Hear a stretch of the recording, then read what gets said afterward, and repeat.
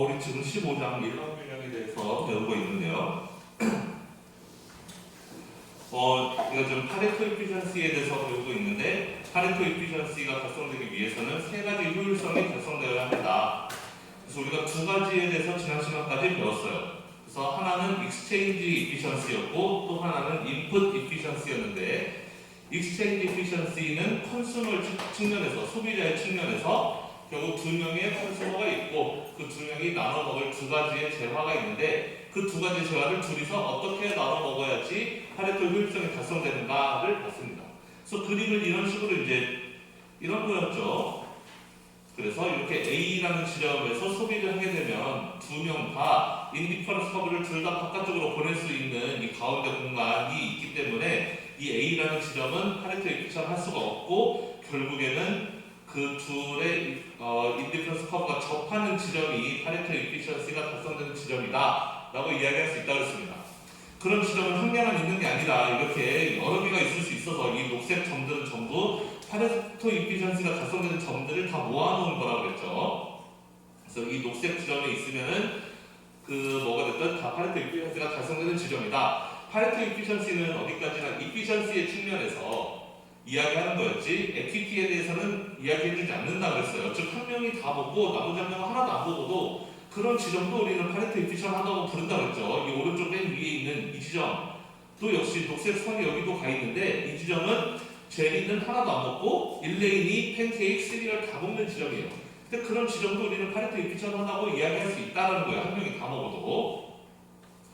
자, 그 다음에 인풋 이피션시에 대해서도 지난 시간에 배웠는데, 결국 비슷한 개념으로 생각하면 되는데, 이제 두 개의 회사, 팬케이크와 시리얼을 만드는 두 개의 회사에서 각각 인풋을 나눠 가져야 되는데, 노동과 자본을 둘이서 한정된 수의 노동과 자본을 나눠서 써야 되는데 어떻게 쓰는 게 가장 최적일 것인가. 여기서도 그림은 이런 거죠. 이렇게 둘이 교차하는, 둘의 아이소펀드가 교차하는 지점에서 생산하게 되면 결국 둘의 아이소펀드를 더 바깥으로 밀어낼 수 있는 가운데 공간이 있기 때문에 이런 지점은 파레토 이피션 하지 않다. 결국 파레토 이피션 하려면 이렇게 역시 아이소펀드가 접해야 되고, 그런 지점은 역시 이렇게 여러 개가 있을 수 있다라는 것을 배웠습니다. 이 녹색 선은 전부 파레토 이피션 한 지점들 다 모아놓은 거라고 했죠. 자, 여기까지 이야기를 했는데, 이제 여기서 우리가 하나 더 나가야 될 게 이제 PPF라는 거를 이제 배워볼 수가 있어요. 그래서 뭐냐면, 이제 우리가 다음번에 배울 이피션시가 아웃풋 이피션시인데, 미리 이야기하자면 이 아웃풋 이피션시는 앞에서 배웠던 두 개의 이피션시, 즉 익스체인지 이피션시와 인풋 이피션시를 이제 그 둘을 결합하는 개념이 아웃풋 이피션시예요. 근데 그 둘을 결합하고 싶은데, 익스체인지 이피션시에서는 가로축 세로축이 뭐였냐면은 시리얼의 개수, 팬케이크의 개수였어요. 그렇죠? 시리얼과 팬케이크를 우리들이 몇 개씩 나눠 먹을까, 이걸 가지고 싸웠다면, 인풋 이피션시에서는 가로축 세로축이 뭐였냐면 노동과 자본이었어요. 노동과 자본을 우리들이 몇 개씩 나눠 가질까, 이거에 대한 이야기였단 말이에요. 그러니까 지금 축이 맞지가 않아요. 익스체인지 이피션시에서는 가로축 세로축이 재화를 시리얼 팬케이크 우리 몇 개씩 나눠 먹을까를 가지고 가로축 세로축을 했다면, 인풋 이피션시에서는 지금 가로축 세로축이 시리얼 팬케이크가 아니고 노동과 자본이에요. 그러니까 축이 다르니까 지금 결합하기가 쉽지가 않은 상태란 말이에요. 그래서 이제 그 둘을 결합하기 위해서 이제 PPF라는 거를 배워볼 텐데, 자, 우리는 지금 이제 이 프로덕션 컨트롤 커브에서 이제 한 가지를 더 배워볼 거예요. 프로덕션 컨트롤 커브가 뭐였냐면은 이 녹색 선, 이거죠. 파레토 이피션시가 달성되고 있는 이 모든 점들이에요. 그런데 각각의 점들을 보면 우리가 생각할 수 있는 게, 이 각각의 점들은 결국 시리얼을 몇 개 만들고 팬케이크를 몇 개 만드는가를 보여주는 지점이라고도 생각할 수가 있어요. 예를 들어서 이 H라는 점은 시리얼 회사, 시리얼 인콜포레이트는 지금 아예 노동과 자본을 안 쓰고, 이 팬케이크 회사가 노동과 자본을 독점하고 있는 게 H라는 지점이잖아요. 즉 H 지점에서는 시리얼은 한 개도 나오지 않아요. 팬케이크만 많이 나온다는 거죠. 반대로 이 J라는 지점에서는 팬케이크는 한 개도 안 만들고 시리얼만 만드는 지점이에요. 중간에 이 G라는 지점은 시리얼도 몇 개 만들고 팬케이크도 몇 개 만들고 있어요. 정확히 몇 개인지는 아직 모르겠지만 어쨌든 대충 시리얼과 팬케이크는 절반 정도 이렇게 만드는 그런 지점이란 말이에요. 즉 H에서 J로 가면 갈수록 시리얼의 개수는 점점 늘어나고 팬케이크 개수는 점점 줄어든다라는 걸 우리가 생각해 볼 수 있는 거죠. 그럼 그거에 맞춰서 우리가 PPF라는 거를 그려볼 수 있다. 가로축에 그냥 시리얼의 개수, 세로축에 팬케이크 개수. 그러니까 지금 이 시장에 회사가 시리얼 회사랑 팬케이크 회사밖에 없는데 자원을 어떻게 배분하느냐에 따라서 H 같으면 시리얼 안 만들고 팬케이크만 만들고 있다. 지금 H는 한 이런 지점이 되는 거예요. H 지점은 시리얼은 9개 만들고 팬케이크만 많이 만들고 있는 거죠. 반대로 J라는 지점은 팬케이크는 안 만들고 시리얼만 만드는, 모든 노동과 자본을 시리얼 회사에 몰아줬고 팬케이크 회사를 하나도 안 가져갔으니까 당연히 팬케이크 만들 수가 없고, 이 J라는 지점에서는 시리얼만 많이 만들 수 있는 그런 지점이에요. 그럼 아마도 G라는 지점은 시리얼도 한 반쯤 만들고 팬케이크 한 반쯤 만들고 뭐 이런 지점이겠죠. G라는 지점은 이렇게 될 거다라는 걸 알겠는데, 그래서 그러면은 파레토 이피션 한 지점에서만 생산을 한다면 그러면은 그때 그 시리얼과 팬케이크 몇 개씩 만들어지는가, 그거를 그려본 것이 바로 이 PPF다. Production Possibilities Frontier다라는 겁니다. 그래서 지금 우리는 인풋을 축에다가 쓰고 있지 않고 아웃풋을 쓰고 있죠. 지금 왜 이런 걸 하겠어요, 우리가? 지금 우리가 지금까지 인풋 이피션시 배울 때 가로축에 네이버, 세로축에 캐피탈이었단 말이에요. 지금 축에다가는 인풋을 썼어요. 노동과 자본을 썼단 말이에요. 근데 그거를 지금 바꾸려고 해요. 가로축에 시리얼 개수, 세로축에 팬케이크 개수 이렇게 바꾸려고 해요. 왜? 결합을 하려고, 앞에 했던 익스체인지 이피션시가 결합을 하려고. 지금 우리가 앞에서 봤던 익스체인지 이피션시에서는 가로축이 시리얼 개수, 세로축이 팬케이크 개수였잖아요. 이거랑 지금 맞춰보려고 지금 이런 작업을 하는 거죠. 그래프를 지금 축을 바꿔보고 있는 거예요. 그래서 우리가 인풋 이피션시를 배울 때 가로축, 세로축에 각각 노동과 자본이 들어갔었지만 그거를 우리 축을 바꿔보자. PPF라는 거를 그래서 바꿔보자. 이제는 이 파레토 이피션시가 달성된 이 지점에서 생산하는 것만 생각하고 그 외의 지점들은 생각하지 말자. 이제 파레토 이피션시 해서 이런 녹색 곡선이 나온다는 거 알았으니까, 그러면은 그 지점에서 생산하면 각각 시리얼과 팬케이크 몇 개 나올까? 그거를 생각해 보자.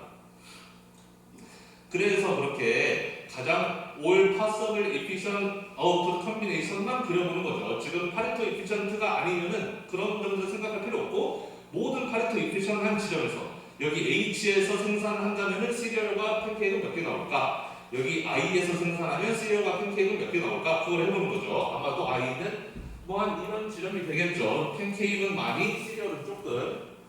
당연히 시리얼은 네이버 캐피탈 조금만 가져가고 있고 팬케이크 회사가 거의 다 많이 가져가고 있으니까 당연히 팬케이크가 더 많이 나오는 거예요.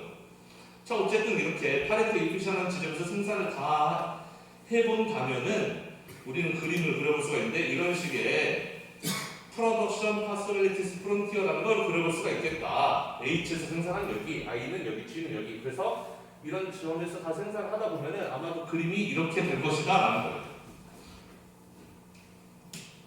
자, 그러면 여기 In general, this curve will be outward from the origin이죠. 그러니까 원점에서 봤을 때 바깥쪽으로 이렇게 휘어진 이런 그림일 거라는 거예요. 앞이 생각을 하는데 HJ는 이해가 가는데 H는 당연히 팬케이크만 생산, J는 당연히 시리얼만 생산, 이건 알겠는데 I랑 G가 왜 바깥쪽에 있느냐, 왜 이렇게 안쪽으로 오면 안 되느냐 라고 생각할 수도 있는데, 우리는 여기서 가정을 하나 하는 거예요. Diminishing return to scale이다 라는 거를 가정하는 거예요. 그럼 리턴 투 스케일, 우리 옛날에 배웠던 내용이에요. 리턴 투 스케일은 내가 인풋을 2배로 늘렸을 때 생산량이 2배보다 더 적게 나오는 경우에 우리는 그 리턴 투 스케일이 디미니싱 한다라고 이야기하는 거라고 옛날에 한 6장인가 7장인가에서 배웠을 겁니다. 자, 그럼 우리가 왜 디미니싱 리턴 투 스케일을 가정할까요? 자, 예를 들면은 이런 거죠. 만약에 노동과 자본을 시리얼 회사에 몰빵해줬어요. 몰빵해줬더니 시리얼 회사가 10개를 만들었다 칩시다. 시리얼을. 만약에 노동과 자본을 팬케이크 회사한테 몰빵해줬어요. 그럼 역시 팬케이크도 10개 만들었다 쳐요. 그럼 예를 들면 노동과 자본을 한 반씩 너네 절반 이렇게 나눠 가지면 대충 5개가 아니라 이게 아니라 한 7개 이렇게 만든다는 거잖아요. 지금 그림이 그렇다는 거죠. 이해가 돼요? 바깥쪽으로 퍼져 있다는 것은 한 개만 만들어서 10개 빵개 아니면 빵개 10개 이렇게밖에 못 만들지만 자원을 나눠 쓰면은 7개 둘이 합쳐서 14개를 만들 수 있다 이런 이야기잖아요. 그러니까 이게 그림이 바깥쪽으로 이렇게 휘어지는 그림이 된 거죠. 지금 이 그림이 왜 바깥쪽으로 휘어지냐 이 얘기를 하고 있는 거예요. 자, 이 바깥쪽으로 휘어지는 것은 우리가 diminishing return to scale을 가정하기 때문이다. 그럼 왜 diminishing return to scale이냐? 좀 쉽게 생각하면 이런 거예요. 예를 들면은 얘가 뭐 노동자를 나눠 쓰죠. 노동자가 몇 명이죠? 노동이 20명, 레이버 인풋이 20명이나 쳐봅시다. 그럼 레이버가 20명 있는데 20명은 지금 여기 같은 J점 같으면은 시리얼에 몰아준 거고 지금 여기 H점 같으면은 팬케이크에 몰아준 거죠. 근데 사람이라는 게 예를 들면 자기 적성에 맞는 일이 있을 수가 있는 거잖아요. 어떤 사람은 상대적으로 시리얼보다 팬케이크 만드는데 더 특화된 사람이 있을 거고 어떤 사람은 반대로 시리얼을 더 잘 만드는 사람도 있을 거 아니에요. 그러면 그런 사람들이 각각 자기 적성을 찾아서 하면은 훨씬 더 효율적으로 더 잘 만들 수 있겠죠.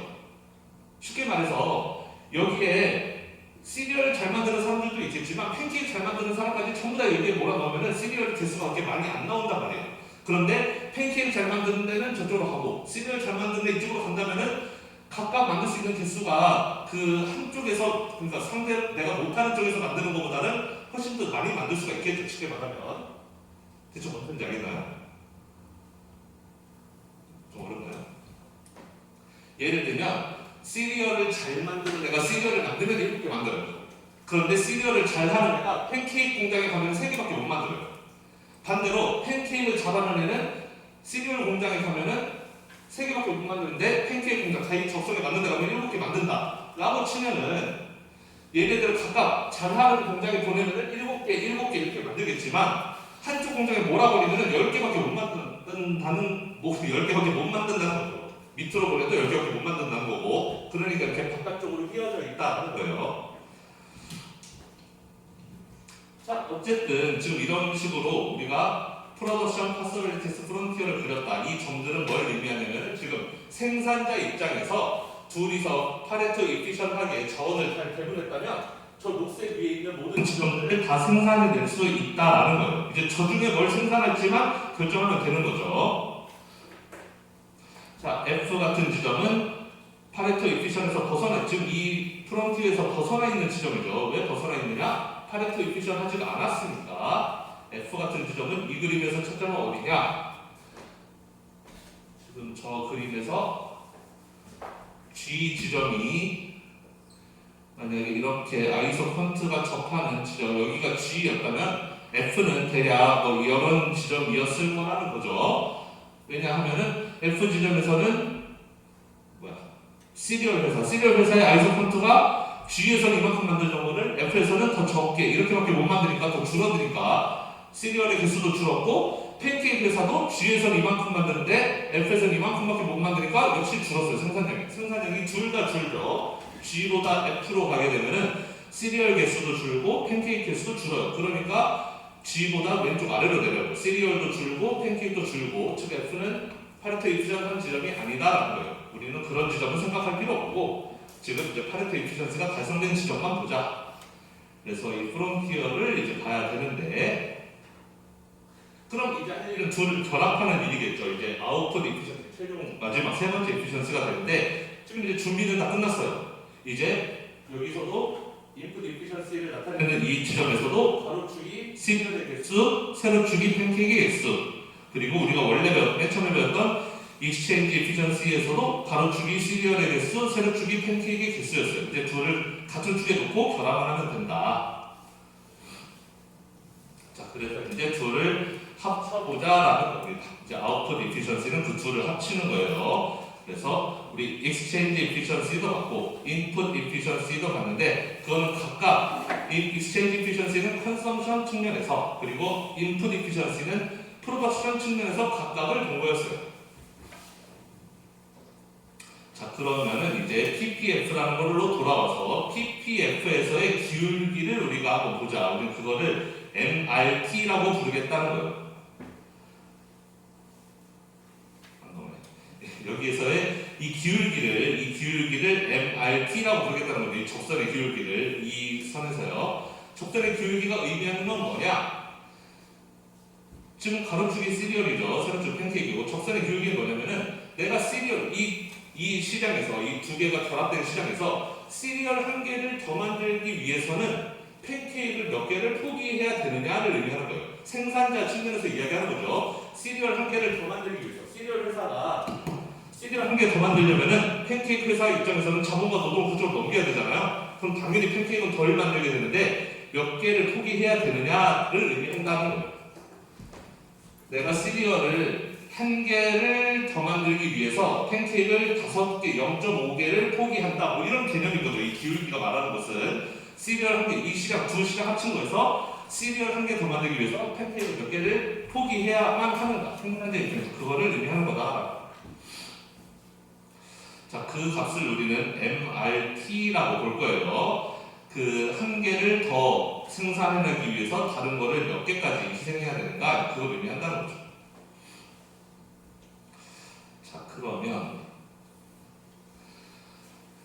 그런데 MRT는 이렇게 마지막 프로덕트에 대한 비율로도 이렇게 나타낼 수가 있다는 거예요.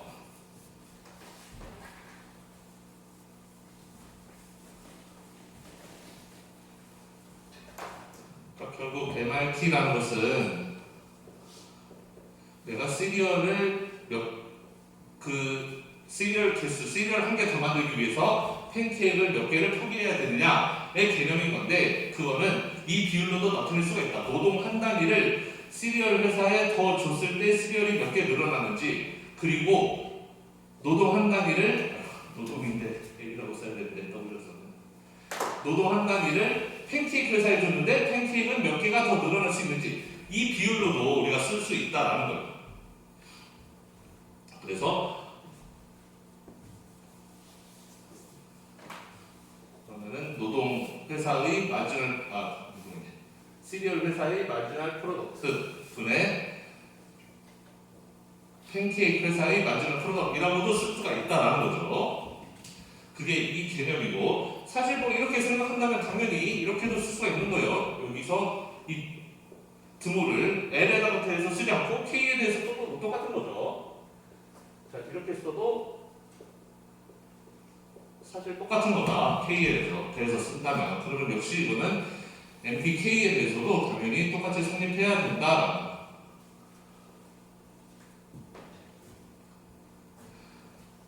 자, 이렇게 성립할 수 있는 거고 이렇게 설명을 해도 되고 아니면은 뭐 밑에처럼 설명을 해도 돼요. 우리가 인풋 이피션시 이야기할 때 두 회사의 MRTS가 같아야 된다라는 것을 이야기했었어요. MRTS는 각 회사의 그 마지막 프로덕트 레이버와 캐피탈 비율 그 값을 구한 건데 그 두 개가 같아야 된다. 즉 아이소폰트의 기울기가 같아야 된다라는 것을 아이소폰트가 접해야 되니까 접한 지점에서 당연히 기울기가 같겠죠. 그래서 그 얘기를 했었고 그게 같다면 여기서 이 분자 분모 있는 거를 하나씩만 서로 바꿔주면은 바로 이 식이 된다라는 겁니다. 그리고 이렇게 식을 쓸 수가 있고 우리는 이 비율의 값을 MRT라고 하겠다라는 거예요.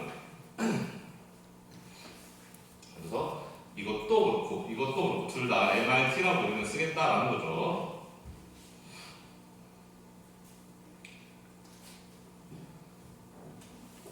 자, 그러면 이제 결합을 해보려고 하는데 MRT하고 이제 MRT가 기울기라는 거 알았고 그럼 이제 이거하고 그 익스체인지 에피션시하고 이제 결합을 해보려고 하는데 그래서 이제 일레인과 제리를 다시 불러요. 일레인과 제리가 있고 그 다음에 두 개의 그 팬케이크와 시리얼 이렇게 있습니다. 근데 만약에 어떤 지점에서 MRS가 마지막 웨이브 서브스티튜션이 1.5대 1이었다고 가정을 해보자는 거예요. 쉽게 말하면은 MRS가 1.5였다, 즉 기울기가 1.5였다라고 가정해보자는 거예요.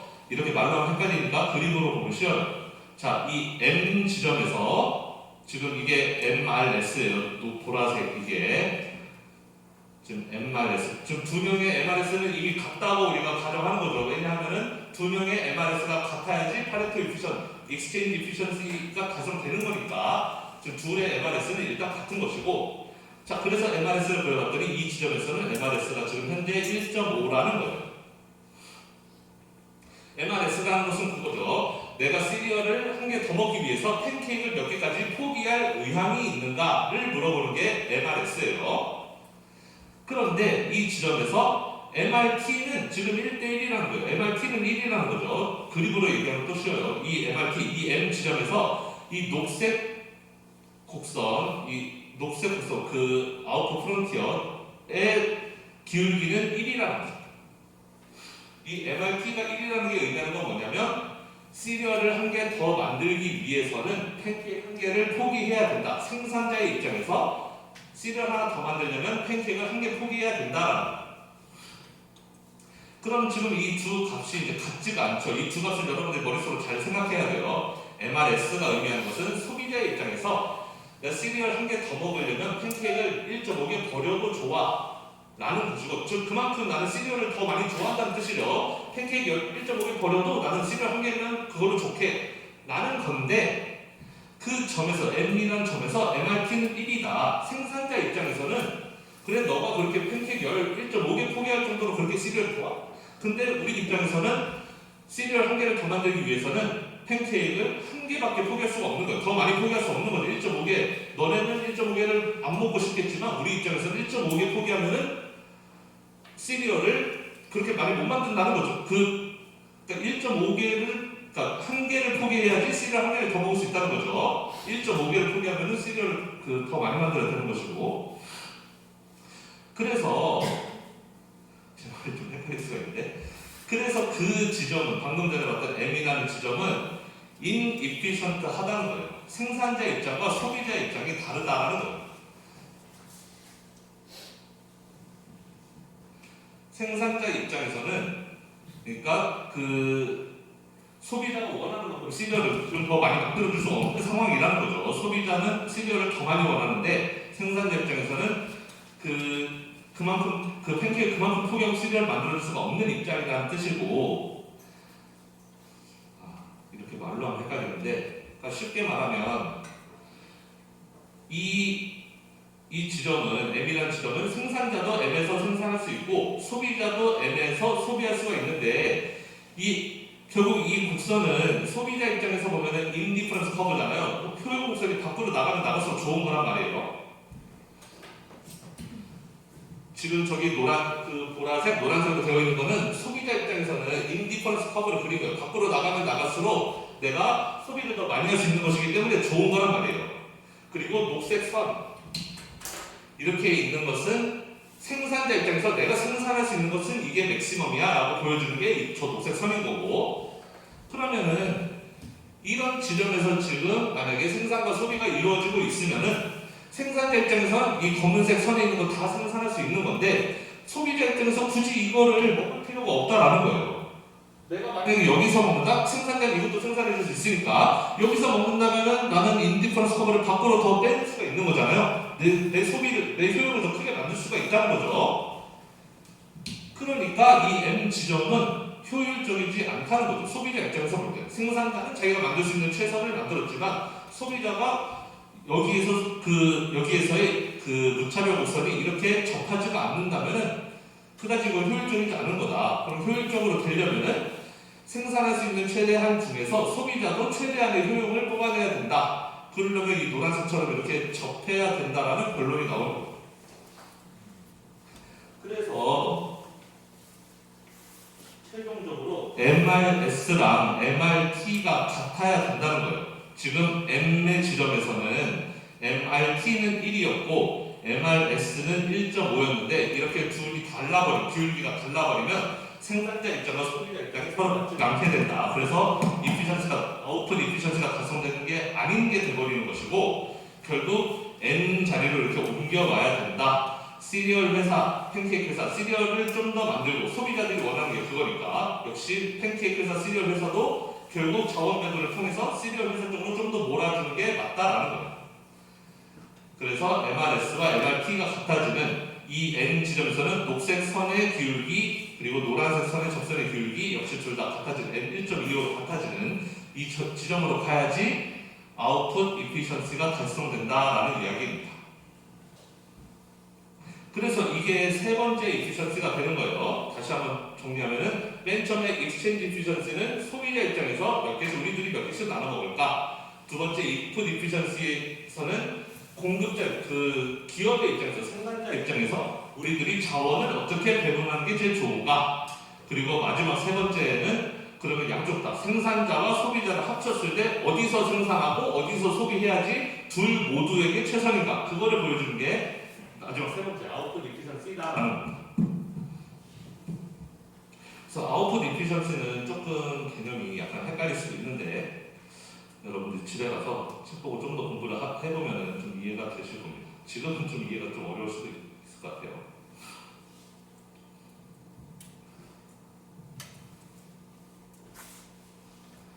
자, 그래서 우리가 이제 대충 이 파레토 이피션시에 대해서는 이야기를 다 했고 정리를 해보면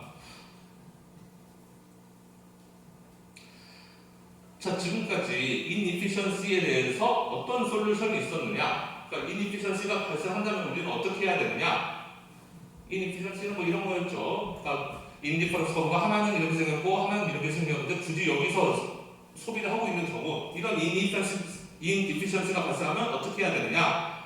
결국 옮기라는 거죠. 이쪽 가운데로 옮겨 이쪽으로 옮겨와서 이렇게 두 개가 접하게끔 이렇게 그 분배를 다시 해라라는 거예요. 즉 시프트 하라는 거죠. 엘로케이션을 시프트 해라. 인풋이든 아웃풋이든 간에 어디선가 비효율이 발생했으면 인이피션시가 발생했으면 이피션한 방향으로 자원을 배분해라라는 거예요. 팬케이크와 시리얼의 배분을 옮기든 아니면 노동과 자원의 배분을 옮기든 옮겨서 이피션한 방향으로 가면 된다라는 거죠. 그런데 이제 우리가 지금까지 했던 모형은 이제 극도로 아주 쉬운 모형이었다는 거죠. 왜냐면은 인풋도 전부 다 두 개였으니까요. 레이버와 캐피탈 인풋도 두 가지, 아웃풋도 시리얼과 팬케이크 두 가지, 회사도 시리얼 회사, 팬케이크 회사 두 개, 그리고 컨슈머도 일레이가 제리 두 명, 전부 다 두 명씩만 가지고 했었죠. 그리고 우리가 하나 간과한 점이 있는데 이제 퍼펙트 인포메이션이었다는 거예요. 지금 우리가 하고 있는 모든 이 모형 안에서는 여기 있는 모든 플레이어들이 펀과 컨슈머가 이 안에 있는 모든 정보를 다 알고 있다고 가정하고 지금 문제를 풀었던 거예요. 우리가 이제 다음 장 16장으로 넘어가면 인포메이션이 퍼펙트하지가 않아요. 그래서 이제 인포메이션이 이렇게 완전히 다 공개되어 있지 않은 경우, 그러니까 어느 플레이어가 뭐에 대해서 잘 모른다든지 그런 경우에는 이제 어떤 시장의 실패가 발생하는지 그런 걸 볼 텐데. 지금 어쨌든 우리는 퍼펙트 인포메이션을 가정하고 있다. 모든 플레이어들이 모든 정보를 다 알고 있는 경우를 가정하고 있다는 거예요. 그래서 지금 우리가 했던 가정은 어떻게 보면은 좀 아주 너무 지나치게 좀 단순하기도 하고 또 이상적이기도 하다는 거죠. 전부 다 두 개짜리로만 가지고 있으니까 너무 단순하기도 했고 또 퍼펙트 인포메이션이라는 게 실제 현실에서는 그게 잘 달성되지 않거든요. 여러분들이 모든 재화들에 대해서 시장 가격을 수요 공급 곡선을 다 알고 있는 건 아니잖아요. 그렇죠? 그래서 모든 그런 정보들 다 알기는 실제 현실에서 쉽지가 않다. 그래서 리얼 이코노미는 훨씬 더 복잡하다라는 거죠. 그래서 우리가 지금 말로 하기 쉬운데 되게 이상적인 그런 경제 환경에서는 이런 이피션시가 그냥 자동적으로 달성될 것이다. 되게 알기 쉽게 설명하지만 실제 현실에서는 그게 쉬운 게 아니다.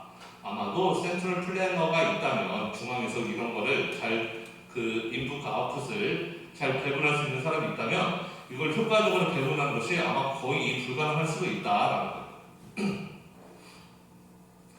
그러면 이건 뭘 뜻하는 거냐? 과연 그럼 우리 경제가 이피션한 아웃컴으로 파레토 이피션시가 달성된 지점으로 과연 갈 수 있긴 있는 거냐? 라는 질문이죠.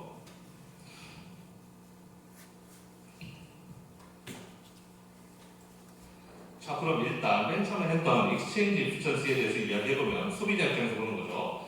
익스체인지 이피션시 입장에서 보면은 컨슈머들은 자기 유틸리티를 맥시마이즈 하는 방향으로 알아서 갈 거란 말이에요. 그렇게 한다면, 그러니까 만약에 가격이라는 게 주어져 있다면, 그렇다면은 저절로 얘네들은 MRS가 같아지게 될 것이다 라는 거예요.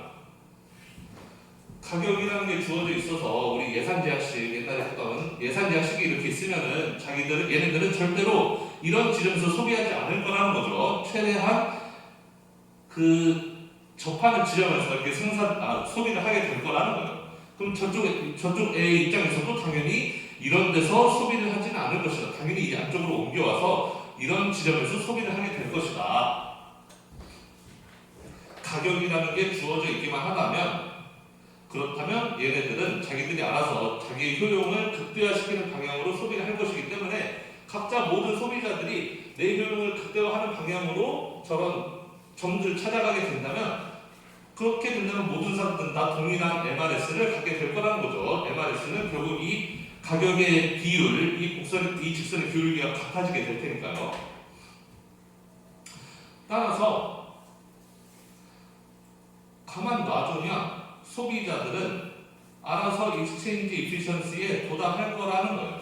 마켓 인터벤션이 없어도 시장에서 굳이 야 너는 절로 가, 너는 절로 가, 너는 팬케이크 몇 개 먹어, 너는 시리얼 몇 개 먹어 이렇게 막 배급해 주듯이 이렇게 나눠주지 않아도 사람들은 어른이 알아서 교환을 통해서 서로 거래를 통해서 모두의 MRS가 같아지는 지점, 즉 익스체인지 이피션시가 달성되는 지점으로 가게 될 것이다. 그것과 마찬가지로 인풋 이피션시에서도 똑같다는 거죠. 익스체인지 이피션시랑 인풋 이피션시는 다른 점이 거의 없었어요. 거의 그 비슷한 것 가지고 한 거였기 때문에. 따라서 인풋 이피션시에서도 똑같아요. 결국 기업들한테 자 노동과 자본, 딱 한정된 노동과 자본을 나눠주고 그 다음에 노동과 자본의 가격이 붙어 있으면 그러면 어련히 알아서 얘네들은 그 프로핏을 맥시마이징 하는 방향으로 인풋을 고를 것이기 때문에 인풋 믹스를 고를 것이기 때문에 자동적으로 MRTS는 모든 회사에 대해서 다 같아지게 될 거다라는 거예요. 저버리는이랑 똑같은 거죠. 이제 다들 아이소 펀트를 최대한 바깥쪽으로 보내는 방향으로 그렇게 인풋의 믹스를 고를 것이기 때문에 그렇게 해놓으면 다들 다 그 가격 곡선, 아이소 코스 곡선이 어떻게 보면은 거기에 다 접하는 방향으로 그 인풋의 믹스를 고를 수밖에 없게 된다. 즉 모든 회사들이 자기 기업의 프로핏을 맥시마이즈 하는 방향으로 인풋 믹스를 고르게 된다면 자동적으로 인풋 이피션시는 달성되게 될 것이다. 마켓 인터벤션 없이도 인풋 이피션시는 달성되게 될 거다. 굳이 시장에서 자 너는 자본을 몇 개 써, 너는 노동을 몇 개 써 이렇게 각 회사한테 자본과 노동을 나눠주지 않아도 기업들이 알아서 내가 알아서 나는 자본과 노동 몇 개 쓰고 테니까 너는 몇 개 써 이런 식으로 알아서 자기들끼리 교환을 하다 보면 결국에는 인풋 이피션시는 시장에서 자동적으로 달성될 거다라는 거죠. 이런 게 다 갑자기 이런 생각이 나요. 그 보이지 않는 손 누구죠? 여기 그 이름이 생각이 안 나지. 하여튼 그 할아버지가 하신 말씀이 다 이런 내용이죠. 가만 놔둬도 각자 알아서 각자 맥시마이즈 유틸리티 하거나 아니면 맥시마이즈 프로핏 하거나 이렇게 놔두면 굳이 시장에 개입이 없어도 알아서 이렇게 이피션시가 달성되는 방향으로 찾아간다라는 거예요. 애덤 스미스 그렇죠. 그 유명해진 생각이 안 나. 애덤 스미스의 보이지 않는 손. 이 말하는 개념이 다 사실 이런 것들이에요.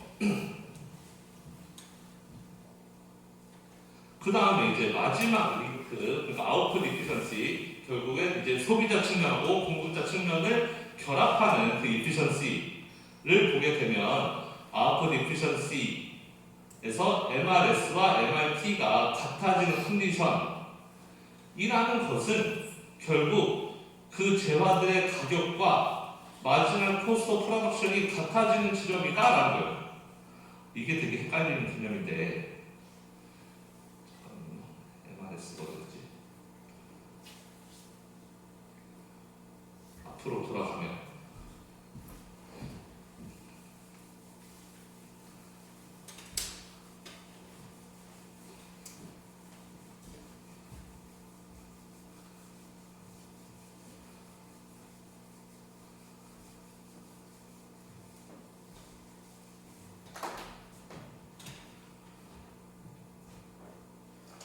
지금 저기 보면 우리 앞에서 배웠던 내용인데 MRS는 결국은 파레토 에피션시가 달성된다면 두 명의 MRS는 무조건 같을 수밖에 없는 것이고, 그리고 그때 가격은 팬케이크 가격분의 시리얼 가격 이렇게 될 거다라는 거예요. 두 명의 MRS는 당연히 같은 것이고, 그래서 가격의 비율이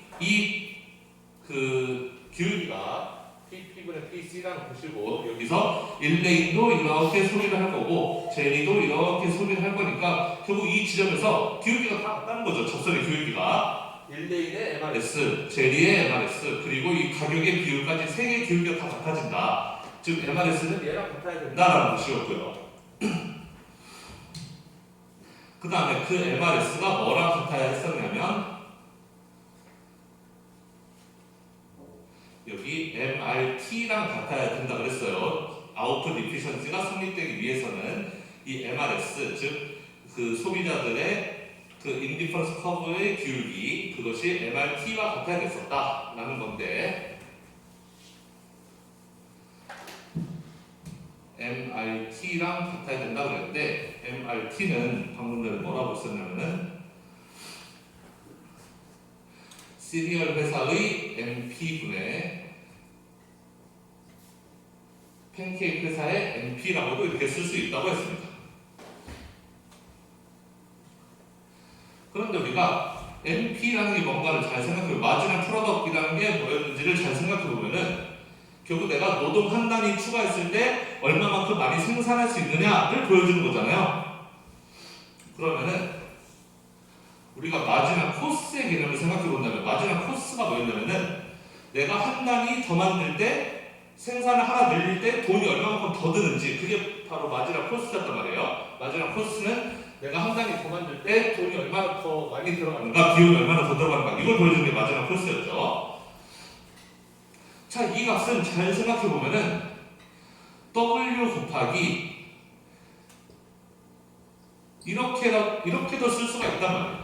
이게 뭔 소리냐면, 이거는 한 개 더 만들기 위해서 노동이 얼마나 더 필요한가를 의미한 거고, 그 노동이 얼마나 더 필요한가에서 W라는 것은 노동 한 단위당 가격을 의미하죠. 그 임금을 의미하는 거니까. 즉, 한 단위 더 만들기 위해서 사람이 몇 명 더 필요한지를 물어보고 있는데, 그 사람 수에다가 이 사람 한 명당 가격을 곱하면 그게 바로 코스가 되는 거란 말이에요. 즉, 한 단위 더 만들 때 들어가는 코스가 얼마인지를 보여주는 거다.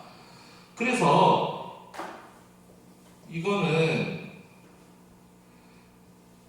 이렇게도 쓸 수가 있는 건데, 역수니까 바로 이게 라운드 Q분의 라운드 L분의 라운드 Q가 MPL이라는 거죠. 결국 노동을 한 단위 더 들였을 때 생산량이 얼마만큼 늘어나는가, 그게 바로 마지막 프로덕트였으니까 이렇게도 쓸 수가 있다.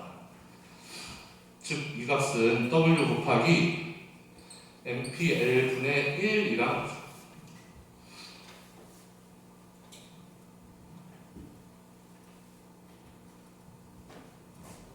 그러면 시리얼 회사의 MPL은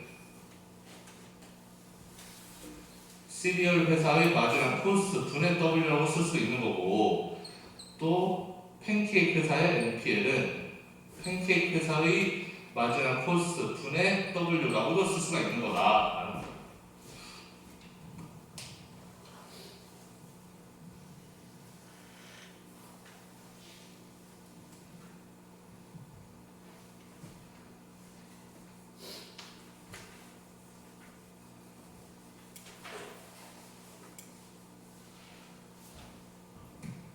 그러면 MPL의 비율이 이렇게 마지막 코스의 비율로도 쓸 수가 있다는 거죠. 그러면 밑에 거는 MCC분의 W고 위에 거는 MCP분의 W니까 얘는 MCP분의 MCC라고도 이렇게 쓸 수가 있다. 결국 두 회사의 마지막 코스의 비율이라고도 볼 수가 있다라는 거예요. 아까 봤던 MRT라는, 즉 이 그 프로덕션 프론티어의 기울기라는 것은 결국은 두 회사의 마지막 코스의 비율이다.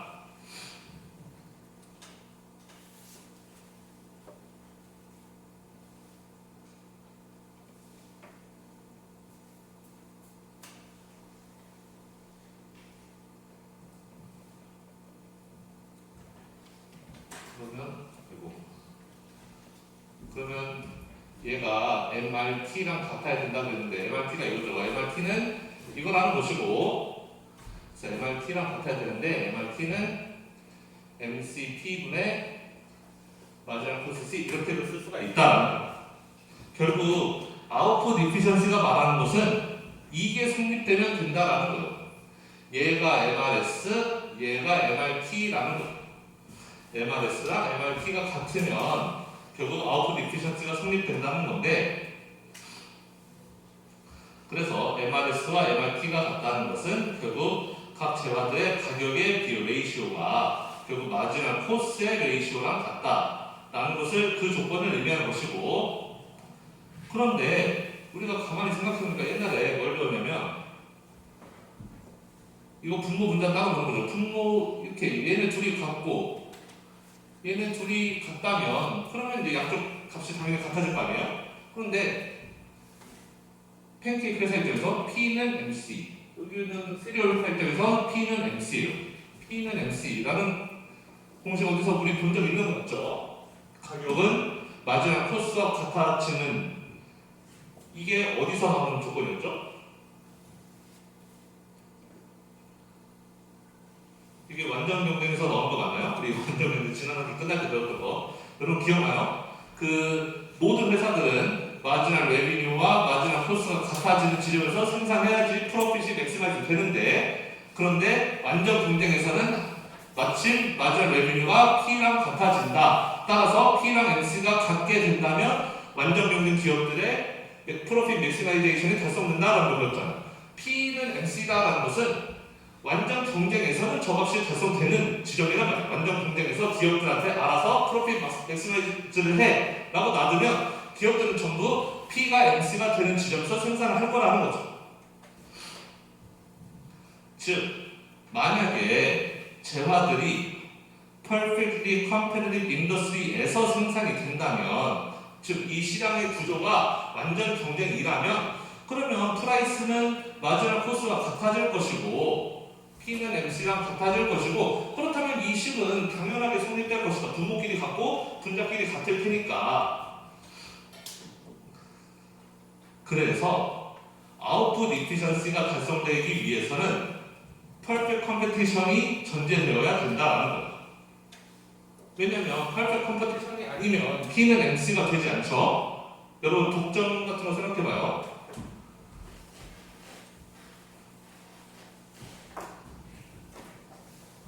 독점이 왜 문제였죠? P가 MC랑 같지 않았기 때문에 문제가 되는 거죠. MC가 이렇게 있고 수요 곡선이 이렇게 있으면 독점은 여기 마지막 레비뉴를 이렇게 그려서 마지막 레비뉴가 MC와 만나는 지점에서 생산을 하고 P는 이렇게 위에서 정했잖아요. 그러니까 P하고 MC하고 서로 다르단 말이에요. 즉 이만큼의 우리 예전에 단어로는 마크업이라고 그러는데 마크업이 발생한다는 거죠. 즉 P가 MC랑 같아지지 않기 때문에 이 식이 성립하지가 않아요. 아웃풋 이피션시가 달성되지 않는다는 거예요. 아웃풋 이피션시가 달성되려면 P가 MC랑 같아야 되고, 그러려면 퍼펙트 컴퍼티션이라는 전제가 따라야 된다. 우리 앞에서 배웠던 이거 지금 우리 세 가지 중에 앞에 거 두 개, 익스체인지 이피션시랑 인풋 이피션시, 거기에서는 그냥 각자 사람들한테 알아서 행동하라 하면 돼요. 마치 보이지 않는 선처럼 사람들한테 너 먹고 싶은 대로 사 먹어. 그리고 기업들한테도 너네 알아서 최대한 생산량을 늘릴 수 있는 방향으로 자본과 노동을 알아서 배분해 라고 이렇게 놔두면 시장에서 굳이 간섭하지 않아도 알아서 그 파레토 이피션시를 찾아간다. 그런데 아웃풋 이피션시에서도 역시 알아서 찾아가긴 하는데, 다만 하나 전제가 되는 것은 퍼펙트 컴퍼티션이어야 된다는 거예요. 시장 자체가. 그래서 디센트럴라이즈 컴퍼티티브 마켓이 있다면 그러면 이 세 가지 이피션시가 다 달성될 것이다 라는 거예요. 중앙화되어 있지 않고 이렇게 분권화된, 소비자는 소비자들끼리, 생산자는 생산자들끼리 이렇게 분권화되어 있고, 그 다음에 완전 경쟁이라면 그러면 이 세 가지 이피션시가 익스체인지, 인풋, 아웃풋 이피션시 세 개가 다 달성될 것이다 라는 겁니다. 그래서 어떻게 보면은 이게 그 에런 스미스가 주장한 보이지 않는 손을 어떻게 보면 증명한 거? 라고도 볼 수가 있겠죠. 좀 더 더 명확하게 설명한 그런 거라고 볼 수가 있겠습니다. 자, 그래서 우리는 이거를 First Welfare Theorem이라고 하는데, 이게 뭐지? 이게 하여튼 First Welfare Theorem이라고 합니다.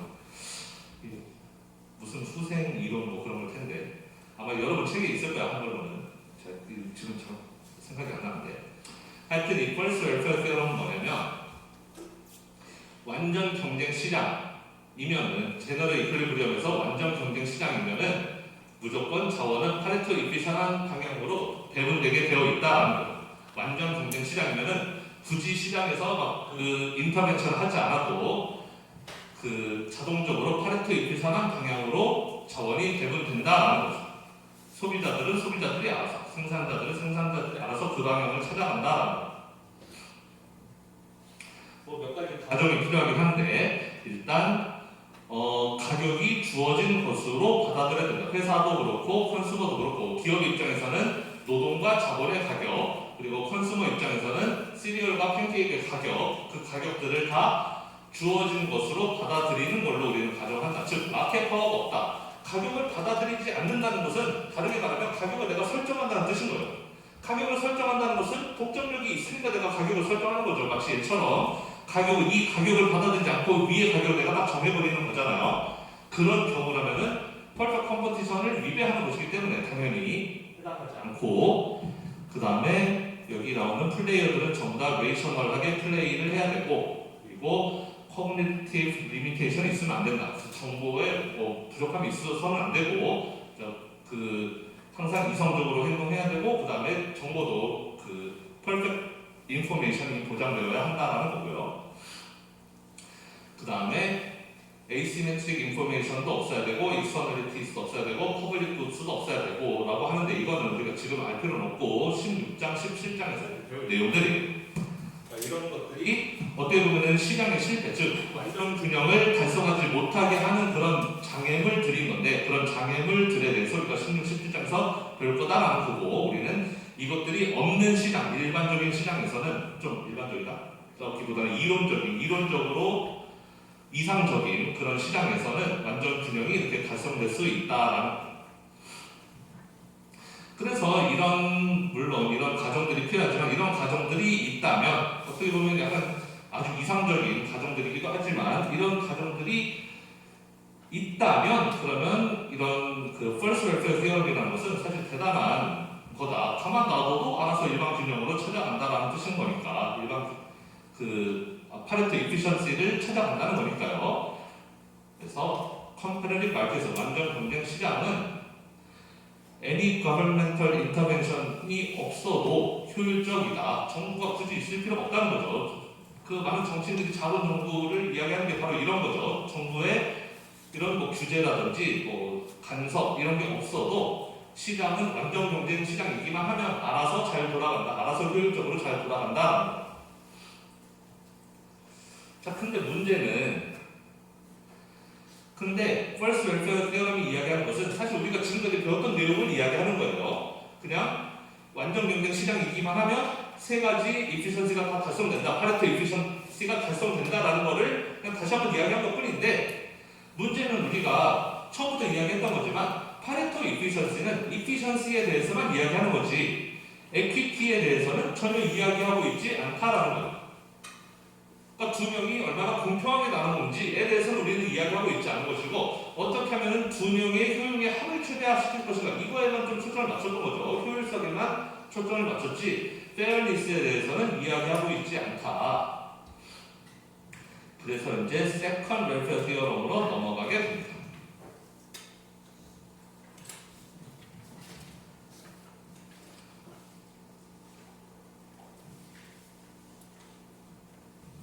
그래서 인풋과 굿의 초기 배분, Initial Allocation, 초기 배분은 즉 소비자들에게 굿을 어떻게 배분하고, 즉 팬케이크와 시리얼을 어떻게 배분하고, 회사들에게 인풋을 어떻게 배분하고, 이렇게 하는 것이 컴패러티브 마켓의 효율성에는 영향을 미치지 않는다. 초기에 어떻게 배분하더라도 사실 얘네들이 서로 알아서 교환을 할 거라는 거예요. 한 명한테 시리얼 몰아주고 한 명한테 팬케이크 몰아주고 지네들이 알아서 서로 주고받고 할 거라는 거죠. 내가 팬케이크 몇 개 줄게, 너 시리얼 나 몇 개 줘. 이러면서 효율성을 찾아갈 것이다. 이피션시에는 영향을 주지 않는다.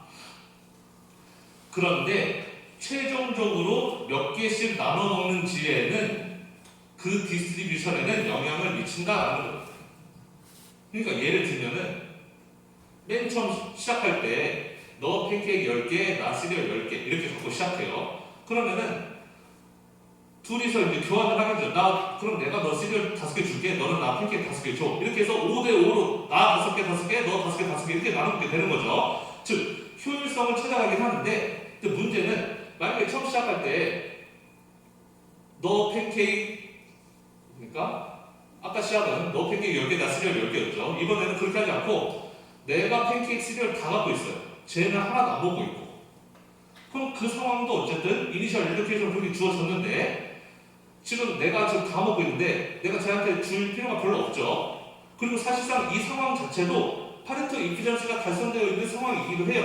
나 혼자 다 먹는 상태도 우리 그 그림에서 보면 그렇죠. 지금 이 컨섬션 컨셉 커브에서 한 명이 다 먹어요. 지금 여기 맨 오른쪽 위 지점이면은 릴레이 혼자 다 먹는 지점이고 제리는 아예 안 먹는 지점인데 이 지점도 파레토 이피션시는 맞는 거예요. 자 그렇다면 초기 배분을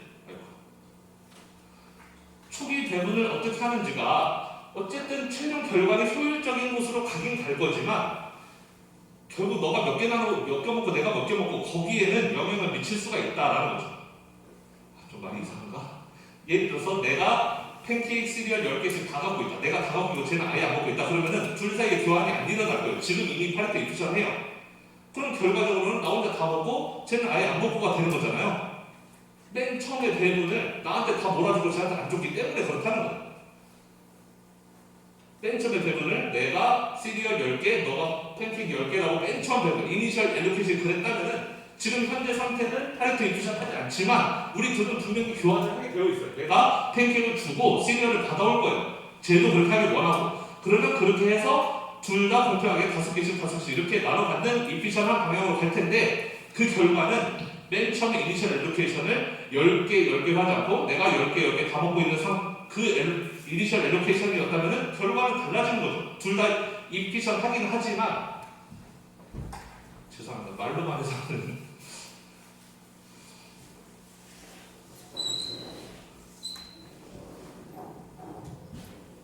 말로만으로는 잘 이해가 안 될 것 같아서 자 팬케이크 시리얼이 있으면 아까 우리 이 선이 있었죠. 파레토 이피션시가 달성된 지점을 다 모아놓은 선들. 자 그러면은 맨 처음 출발점을 여기로 정했어요. 나는 팬케이크 다 먹고 얘는 시리얼 다 먹고 여기로 정했다. 지금 이 지점은 파레토 이피션 하지 않다는 거예요. 하지만 얘네 둘은 분명히 교환을 하게 되어 있어요.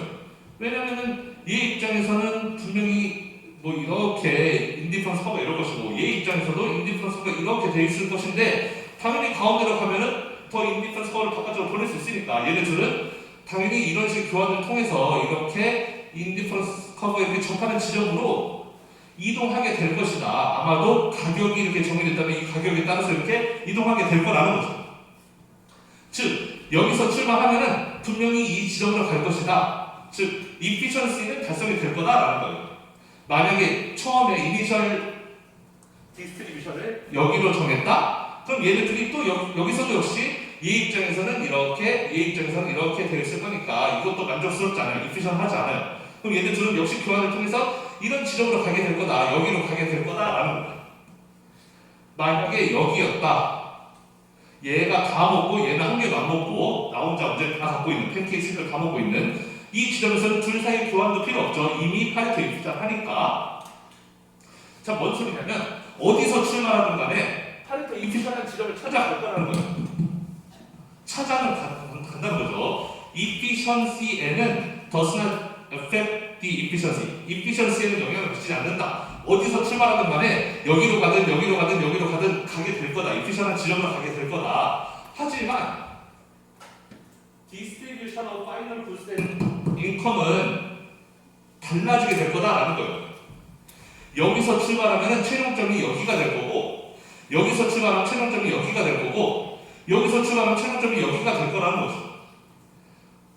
셋 다 이피션하긴 하지만 페어리스를 생각해보세요. 둘 공평함을 생각해보면은 이 지점은 누가 봐도 공평하지 않은 지점이잖아요. 한 명이 다 보고 한 명은 안 보고 있으니까. 지금 우리는 퍼스트 티어럼에서는 공평함에 대해서는 이야기를 안 하고 있으니까 여기든 상관없다는 식으로 이야기하고 있는 건데 페어리스에 대해서 생각해보자라는 거예요. 그러면 세컨 웰페어 티어럼은 뭐냐? 그러면 파레토 에피셜 이퀄리브리엄은 반드시 얻어질 수 있다는 거예요. 그 이니셜 엘로케이션만 잘 정하면 알아서 찾아갈 것이다. 그런데 만약에 에퀴티가 컨선이라면 이제 둘 사이에 몇 개씩 나눠보는 게 공정한 거냐, 공평한 거냐, 에퀴티를 만약에 우리가 걱정한다면 그러면 사회는 결국에는 그 인풋을 리엘로케이트 시켜서 그리고 이피션시는 잃지 않는 방향으로 그렇게 자원을 새로 재배분을 시킬 수가 있다라는 거죠. 즉 출발점을 바꿔버리면 된다라는 거예요.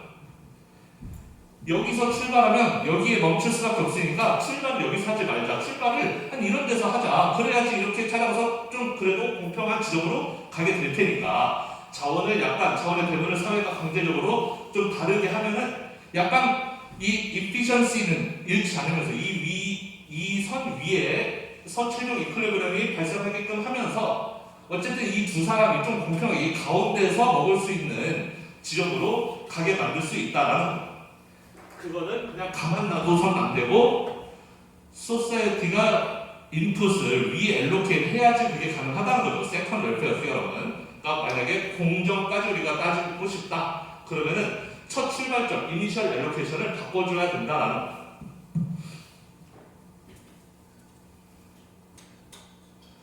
물론 근데 이제 그게 쉽지는 않다는 거죠. 그래서 결국에는 만약에 그런 리디스트리뷰션을 만약에 기업이나 개인의 선택에 의해서 영향을 받는 리디스트리뷰션을 하게 되면 이피션시를 잃어버리게 된다라는 거예요. 이 말이 좀 헷갈릴 수가 있는데 뭔 소리냐면 그러니까 우리가 뭐 시장에서 이제 자원을 재분배하기 위해서 예를 들면은 뭐 생산자와 소비자가 있는데 뭐 소비자들한테 좀 더 이익을 더 주기 위해서 생산자와 소비자가 사회가 볼 때는 좀 불공평이 있는 것 같아요. 생산자들이 이득을 많이 보고 있고 소비자가 손해를 많이 보고 있는 것 같다. 그럼 정부에서 끼어들 수가 있는 거죠. 예를 들면 뭐 프라이스 세일링을 맞춘다든지 만약에 가격을 얼마 이상 올리지 못하게 한다든지 뭐 아니면 정부에서 뭐 세금이라는 제도를 뭐 사용할 수도 있는 것이고 어쨌든 그런 것들을 사용하면 이피션시 로스가 발생하게 할 거다라는 거예요. 뭐 여러 가지 제도들 우리가 지금까지 배웠던 많은 제도들이 다 그래요. 예를 들면은 뭐 수요 공급이 있는데 지금 우리는 완전 공정에서 딱 여기서 균형이 발생하면 제일 좋은 거죠. 파레토 이피션하고 우리 말했던 세 가지 이피션시가 다 달성된 시장이에요. 그런데 이 시장에서 뭔가 에퀴티를 만들어내기 위해서 소사이어티가 some input을 리엘로케이트 할 수 있는데 그 리엘로케이트 할 때 이 수요 공급의 최종 이퀄리브리엄에 영향을 미치는 거라면 즉 기업이나 인디비주얼의 선택에 의해서 영향을 받는 리디스트리뷰션이라면 이피션시 로스가 발생한다. 예를 들어서 가격의 상한선을 딱 이렇게 정해버려요. 그러면 생산자들 여기서밖에 생산 안 할 거고 그럼 소비자도 여기 사고 결국 이만큼 대두의 로스가 발생하는 거잖아요. 이런 거를 의미하는 거예요. 선택이 바뀌게 되어버린다는 거죠. 리디스트리뷰션을 할 때 공급자의 선택이 원래는 이만큼 생산하는 거였는데 이만큼 생산으로 바뀌게 된다는 거예요. 그 선택이 바뀌게 되면 이피션시 로스는 분명히 발생하게 된다라는 거죠. 만약에 뭐 세금이라는 것도 마찬가지죠. 뭐 공급자, 소비자가 있는데 우리가 뭐 소비자한테 뭐 세금을 부과한다. 그럼 세금 부과하면 이렇게 뭐 수요 곡선이 이렇게 낮아지죠. 이렇게 수요가 더 줄어들고 그러면은 원래 이만큼 우리가 소비해서 이만큼의 그 전체 서플러스를 누릴 수가 있는 건데 이제는 새로운 이퀄리브리엄이 여기로 바뀌게 되니까 그러면 이제 새로운 이만큼의 대두의 로스가 발생한다. 우리가 이거를 2장인가 3장인가 거기서 배웠었죠. 어쨌든 이렇게 소비자의 선택이 바뀌는 공급자의 선택이 바뀌는 수요 곡선이 이렇게 이동한다든지 이런 식의 리디스트리뷰션은 로스를 사회적인 이피션시 로스를 발생시킨다. 그거를 발생시키지 않는 리디스트리뷰션은 어떻게 할 수 있느냐? 럼섬 트랜스퍼를 통해서 가능하다라는 거죠. 럼섬 트랜스퍼는 뭘 의미하냐면 인디비주얼의 초이스에 의해서 영향받지 않는 그런 트랜스퍼를 럼섬 트랜스퍼라고 해요. 럼섬 트랜스퍼는 뭐냐면은 그냥 뭉탱이로 주는 거예요. 아예 돈을 그냥 부자 사람들의 돈을 뺏어서 다른 사람 주는 거 이런 거를 럼섬 트랜스퍼라고 하는 거예요. 그러니까 뭔가 유도를 하는 게 아니죠. 부자들한테는 뭐 세금을 부과시키고 가난한 사람들은 뭐 세금 안 내게 하고 이런 식으로 하면은 세금을 부과시키게 되면은 선택이 바뀌게 되어서 결국은 사회적인 로스가 발생하는데 아예 선택이 바뀌지 않게끔 하려면은 그냥 아예 돈을 뜯어와서 그냥 줘버리면 된다. 그런 거를 럼섬 트랜스퍼라고 해요. 근데 물론 쉽지가 않겠죠. 사회에서 이제 그런 것들을 행하니까. 근데 어쨌든 이피션시를 유지하기 위해서는 리디스트리뷰션의 형태가 럼섬 트랜스퍼의 형태가 되어야 된다. 라는 겁니다. 어떤 불공정이 있다. 어떤 회사 누구는 부자고 누구는 가난하고 그래서 이니셜 스타트 지점이 다르다. 그럼 그거를 해결하기 위해서 여러 가지 아이디어를 고안하는 것보다 그래서 이 사람들의 선택을 이렇게 바꾸게 해야지 라고 하는 것보다는 그냥 아예 그 부자인 사람의 돈을 잔뜩 뜯어와서 그 사람한테 딱 반반 이렇게 둘의 그 재산을 갖게 만들어주는 그런 방식의 트랜스퍼가 사회적으로는 이피션시를 잃어버리지 않는 그런 리디스트리뷰션이다. 좀 설명이 좀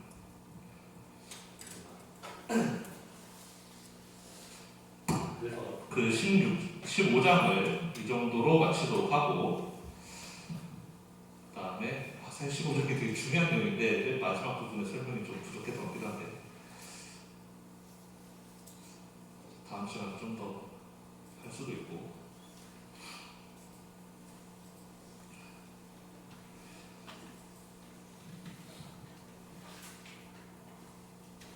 아마 여러분들이 내용을 책에서 읽어보시면 다 이해가 될 걸로 생각합니다.